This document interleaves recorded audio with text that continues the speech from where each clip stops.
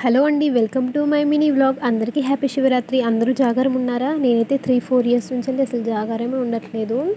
Morning పూజ చేశాక evening మేమైతే కుమరవెల్లి మల్లన్న మరియు ఐనవోలు మల్లన్న గజాలైతే వేసినాము. మేమైతే ఎవ్రీ శివరాత్రికి అయితే ఇట్లా చేస్తాము. ఆవు పేడ, ఎర్రమట్టి, సున్నం మరియు కుంకుమ, పసుపు, బియ్యం పిండితో అలికి ముగ్గు పెట్టి ఆవు పేడపై దీప ప్రమిదలు పెట్టి పూలు పండ్లు పెట్టి పూజిస్తాం. నా చిన్నప్పుడైతే మా తాతయ్య చేస్తుండే ఇట్లా. మా తాత గుంత తవ్వుతుంటే మా నాన్నమ్మ మట్టి తీసేది. మధ్యలో నేను పోయి కూడా పని చేసేదాన్ని కొంచెం కొంచెం. మన పెద్దవాళ్ళు మనకు నేర్పించిన పనిని మనం చేసేటప్పుడు ఖచ్చితంగా మన పెద్దవాళ్ళు మనకి గుర్తొస్తారు కదా. నాకైతే మా నాన్నమ్మ తాత ఈ పండగకైతే బాగా గుర్తొస్తారు. ఈ పండగనే కాదు, ఏ పండగకైనా బాగా గుర్తొస్తారు. ఇంట్లో పూజ కంప్లీట్ అయిన తర్వాత మా నాన్న నేను మా ఊరి శివాలయంకి అయితే వెళ్ళినాం.